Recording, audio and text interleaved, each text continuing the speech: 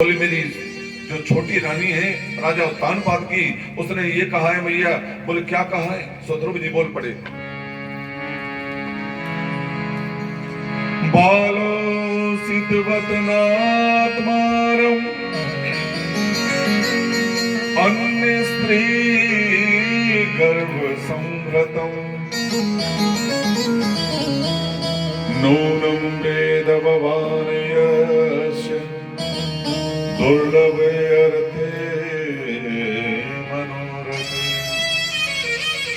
बालो सिद्धवतनात्मानम अन्य स्त्री गर्भ संभृतम नूनम वेद भवानयस्य दुर्लभार्थे मनोरथे। हाँ बोले उत्तम की जो मां है सुरुचि ने, उसने कहा है कि ध्रुव पहले वन में जाओ और जगदीश को प्राप्त करो, और जब जगदीश आपको वरदान मांगने को कहें तो उनसे यही कहना कि वो मेरे गर्भ से जन्म ले लें।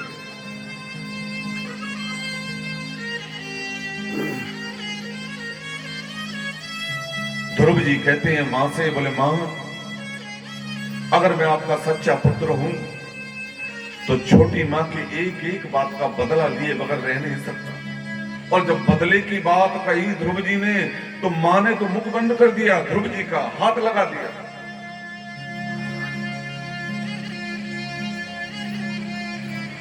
बोले नहीं नहीं ध्रुव,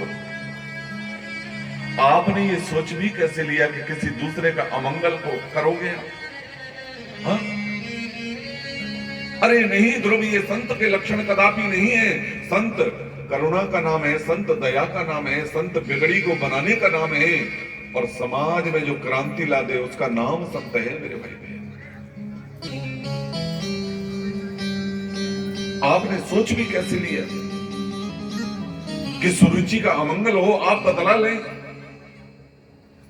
बोले कहा क्या है सुरुचि ने, ऐसा क्या किया है?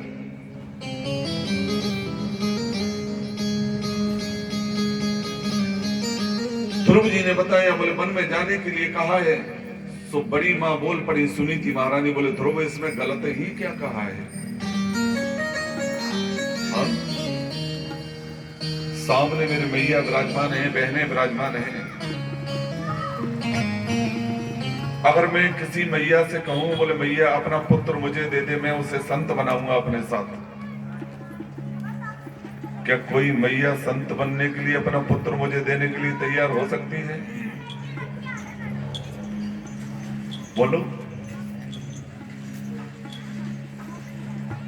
हाँ? संत बनने के लिए कोई अनुमति नहीं देगी मैया। बाद में भले चोर डाकू चक्का बन जाए, इसको मां स्वीकार करने के लिए संत नहीं बनने देगी मेरे भाई बहन। लेकिन संत बनने की प्रेरणा केवल महारानी सुनीति ही दे सकती है, तभी ध्रुव घर में उत्पन्न हो सकता है मेरे भाई। चाह गई चिंता नसी मनवा बेपरवाह, जिसको कुछ नहीं चाहिए वही शहंशाह। हाँ? संसार में जिस जीव की याचनाएं कामनाएं समाप्त हो गई वही शहंशाह बन सकता है मेरे भाई बहन। हाँ?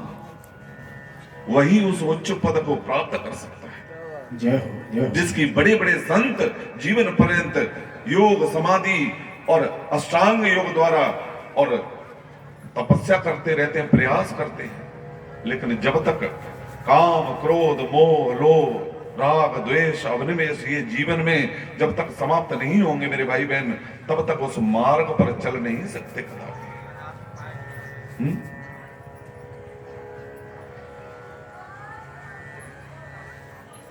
मैया सुनीति बोल पड़ी, बोले ध्रुव जहां तक बात है वन में जाने की, तो आपकी छोटी मां ने कुछ गलत नहीं कहा है, और इसलिए मैं कहना चाहती हूं ध्रुव कि कल वन जाना चाहते हो तो आज ही चले जाओ। आज जाने की तैयारी कर रहे हो तो मैं तो कहूंगी बेटा अभी चले जाओ। अब विचार करें मेरे भाई बहन, राजू मामा। ध्रुव जी जब बात कर रहे थे अपनी मां से, उस समय उम्र है केवल 5 वर्ष। अब 5 वर्ष का बालक भगवान की स्तुति कैसे होती है, भगवान का पूजन कैसे होता है, भगवान को ढूंढे कहा, भगवान होते कैसे हैं, भगवान दिखते कैसे हैं, भगवान मिलते